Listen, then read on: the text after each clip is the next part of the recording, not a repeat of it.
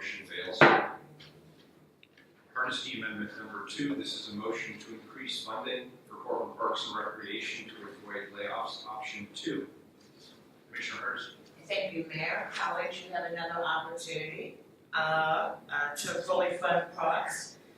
This proposal provides for reducing the Portland Police Bureau's budget so that we could fully fund park employees to ensure that there would be no layoffs. Now, this also is part of the proposal that says that the gun violence reduction team, renamed from being named the gang enforcement team, would give us the resources, quite frankly, to fully fund our park system if we would reduce the Portland Police Bureau's budget by $1 million, and then not buy body cams that we cannot afford, nor do we want, nor do they benefit the public at large. Budgets are a moral document, and it is the footprint of where we say we want to go. We can use pretty words, and we can talk about valuing people, and I know that my colleagues all are people who have, over the years, stood up for working people, stood up to ensure that the most vulnerable voices who never make it into this room make it in. I think the conversation we had yesterday around the police budget and this gun violence reduction team was some of the most honest conversations I've ever seen in this building. But they cannot end once a budget is passed. Whether people want to acknowledge it or not, people experience the police in Portland differently based on their socioeconomic status, based on their race, based on what part of town they live in. And so to have a police officer sit in front of me who's been working in the street for 25 years saying that, oh no, people can walk away from their conversations, is not true. Not if you're black, not if you're brown, not if you're a young person, not if you are houseless, not if you are powerless in our community. Mayor, as the police commissioner, I hope that you and I will have much deeper conversations about the need to do things a bit differently.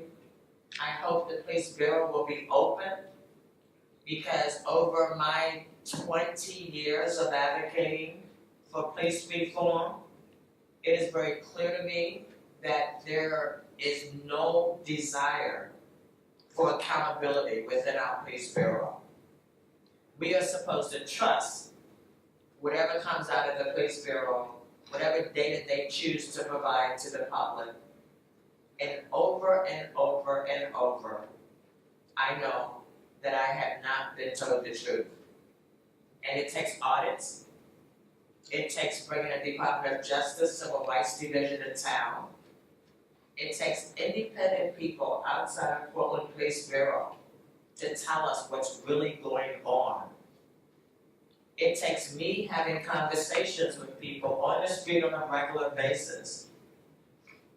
Let me just say that I know this is not a conversation at the moment about the police budget, but if we really were voting our values, if this budget really reflected our values, we would not be funding school resource officers. We would not be funding 28 officers to ride around looking for guns. We would not be holding money back to hire more police officers into a system that is dysfunctional.